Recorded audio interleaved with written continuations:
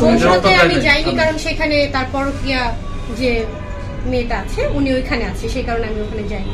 আমার স্বামী যেখানে পরকীয়া করছে আমি তো সেখান থেকে কাজ করছি, আমি তো আর পরকীয়া করি না, তাই না? আমার স্বামী যেখানে পরকীয়া করছে আমি তো সেখান থেকে কাজ করছি, আমি তো আর পরকীয়া করি না, তাই না? আর তার সাথে যেহেতু আমার মনোমালিন্য চলছে, ঝগড়া চলছে, ঝগড়া চলার সময় কি কেউ কারোর কাছ থেকে অনুমতি নিয়ে কাজ করবো? আমি তো কাজ করেছি, আমি তো কোনো অপরাধ করিনি। অপরাধ করেছে সে পরকীয়া করেছে, আমি কোনো অপরাধ করিনি। আলমের বারের ভিডিও তো আপনারা দেখেছেন, দুবাই গিয়ে সে বারের নাচ গান দেখছে, সেগুলোর ভিডিও তো দেখেছেন। আমার কোনো ভিডিও কি আপনারা দেখেছেন? আলম ভাই ঢাকাতে এসে এটা ভিডিও পাবলিশ করবে, এ বিষয়ে আপনার কোনো বক্তব্য আছে না? তার কাছে যদি সেরকম কোনো ভিডিও থাকে তাহলে পাবলিশ করবে, আমার তো কিছু সেখানে বলার নেই। কিন্তু সে আমার হাজবেন্ড, আমার ব্যক্তিগত কিছু যদি সে ছাড়ে তখন তো সেটা তো ঠিক হবে না, সেটা তো ইনলিগাল, তাই না?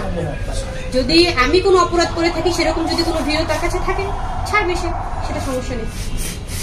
আপনারা হিস্টোরিতে ছবি দিলে তো সেটা 2 দিনও থাকে, তাই না? সেটা দেখতে হবে কত ঘন্টা আগে ছাড়া হয়েছে বা কবে ছাড়া হয়েছে।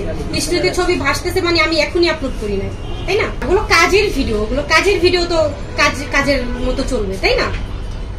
যেহেতু আমি কাজ করেছি, ওটা 2 দিন পরও তো আপলোড হবে, তো এখন আপলোড হয়েছে, তাতে সমস্যা না। সে আমাকে এরকম কোনো কথা হয়নি যে আমি কাজ করতে পারবো না। আমার স্বামী যেখানে পরকীয়া করছে আমি তো সেখান থেকে কাজ করছি, আমি তো আর পরকীয়া করি না, তাই না?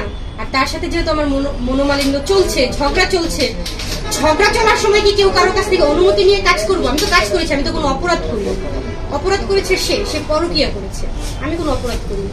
বংশতে আমি যাইনি, কারণ সেখানে তার পরকীয়া যে মেয়েটা আছে উনি ওইখানে আছে, সেই কারণে আমি ওখানে যাইনি।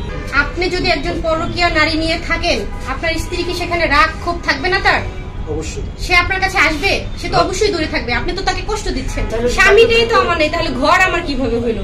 স্বামী তো এখন অন্যজনকে নিয়ে আছে। না, আমি আমার রাগ অভিমান থেকে যাইনি, আসলে সত্যি কথা যেটা। আমাদের 4টা সন্তান আছে, ঠিক আছে? আমাদের 4টা সন্তান, হিরো আলম আর আমার 4টা সন্তান। মৃত ব্যক্তিকে নিয়ে আমি কোনো কথা বলতে চাচ্ছি না, যদিও এটা না বললেই নয়। আমার শ্বশুর একদম মাটির মানুষ ছিল, ঠিক আছে? সে অনেক ভালো মানুষ ছিল, এলাকার সব মানুষই জানে সে খুব ভালো মনের মানুষ।